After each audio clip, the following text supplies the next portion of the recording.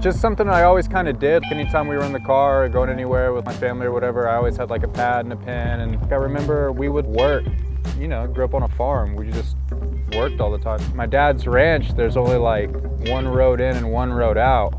And I remember every time we'd go out there to haul cattle or work, there would always be like a train that would stop us. And I would just see walls and walls of graffiti go by. And then I tried doing it, got in a lot of trouble, and you know.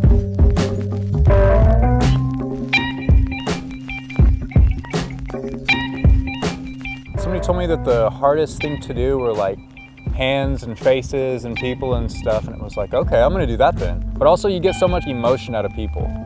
You know, there's always, you can connect with it. I liked painting nature some or whatever, but nature to me is already like perfect. It's already been painted perfectly. People are flawed, and that always, it interests me.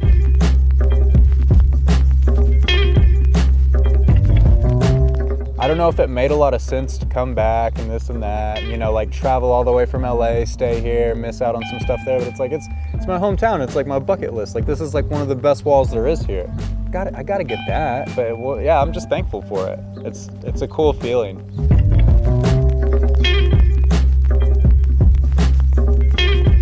It came from a friend of mine. He asked me to draw up a tattoo, and I hate doing that, but really like the guy, and it was basically just like my handwriting, but he asked me to just do I kill giants. It's just the idea of overcoming something. I like slaying because it kind of sounded epic, whatever, biblical. So it was just an idea that I couldn't really get out of my head. Can I use art, inspire people every day, make them feel like they can overcome their stuff, larger than life issues, just overcoming your own personal obstacles.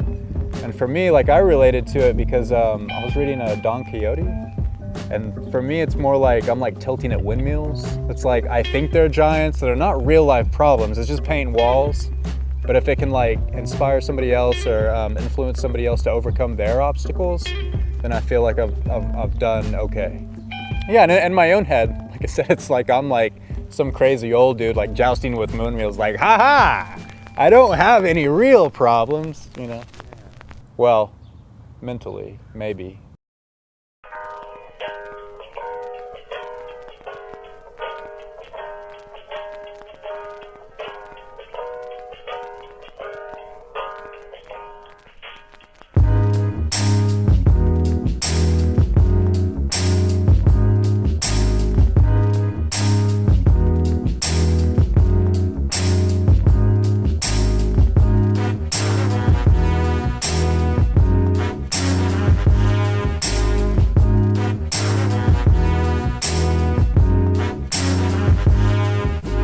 Sometimes it depends on the project, like everything is site specific. I used to just like whatever I could do, I would just like, okay, like, well, I've got that, so I'm gonna put that on this wall or whatever. And now like I get asked to do like a lot of different projects, and each project is kind of unique in its own way.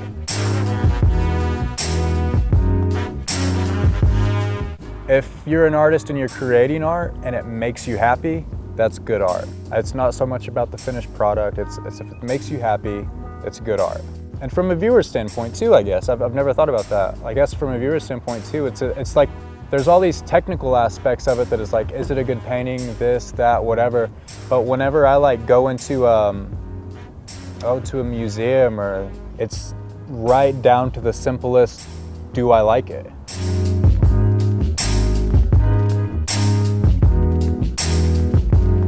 Trying to get the next wall keeps me going.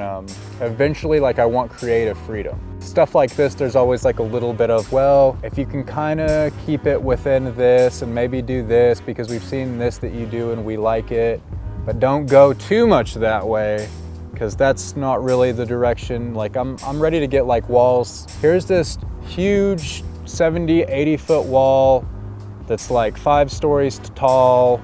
do whatever you want on it because we love your work. That's like the ultimate thing to me. It's like I want to get there so bad. But I guess I should probably stop painting naked women then.